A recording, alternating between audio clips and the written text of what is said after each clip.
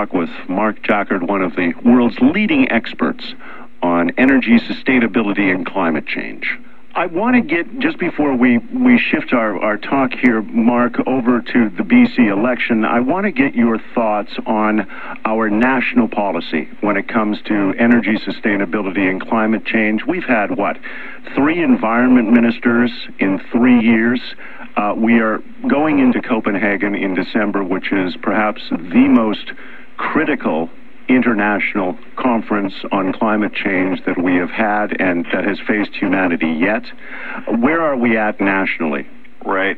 I'm still pretty frustrated with our national policy, and the reason is because unlike just think of that sustainable prosperity report that you just mentioned, and we call this coverage, just like the NDP in British Columbia who are saying, oh, don't worry, we can all do this on the backs of industry, and sort of ignoring that, people get jobs in pulp mills and cement plants and aluminum plants and smelters, and you want to wipe those guys out, you lose those jobs. At the same time, federally, it's a little different in that they also say we're going to do it all on industry, but then they give industry this, what I call a giant loophole, and say, oh, by the way, if you can pay Dave Brindle to plant a tree in his backyard or to buy a more efficient car, even though he may drive that car more, or to better insulate his house, even though he may expand his house at that time. If you can spend the money that way instead of reducing your own emissions, then we'll count that. And so I call that a very big loophole that's in our federal policy right now. The good news from my perspective is that the Americans are now back in the lead where they ought to be, not in the lead, but taking initiative. And the kind of policies that are being debated in the United States, even the range of them, are going to be ones that Canada will end up having to follow, and they're going to end up being very similar to the British Columbia policies. We're going to have prices on all emissions. We're going to have other regulations, other policies that support all of that.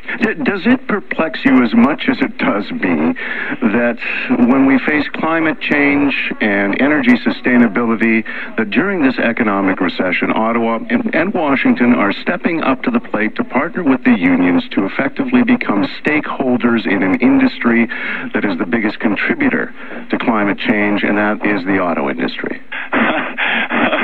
I think I don't get it. I think, well, that's it. I'm glad you said that. I mean, I for one thing, I don't think we should be giving people money to buy a new car. Can you imagine what we could do for future sustainable energy sources with the money that they're giving to big auto? Yeah, okay. So you're not going to get an argument from me there. I will say that in Obama's defense, I was just down at Stanford, and I'm part of a group of teams trying to model the different policy options for the U.S. government. We're not working for the U.S. government, but it's a process in parallel with it, and participants are the Department of Energy and their modelers. And so we're having to try to figure out what these policies are and how they'll work. And one of them is, what we've been told is in the U.S., if they give money for cars, they want us to look at a scenario when the only money that goes for cars is for zero-emission cars. So an electric car, a biofuel car, a hydrogen car, that kind of thing. I'm still not a fan of this, but I'm just telling you that that would be better than just, the kind of things I hear out of Ontario, that's the auto industry, just give people $3,000 to buy a new car. Bones sinking like stones, all that we fall for. Homes, places we've grown, all of us are done for. I'm always thrilled when we can bring to you Mark Jackard from Simon Fraser University on the show.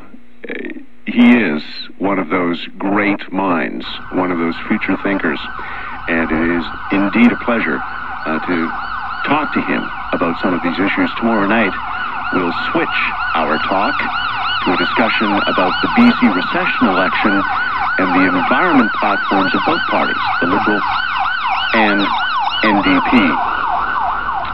Ahead,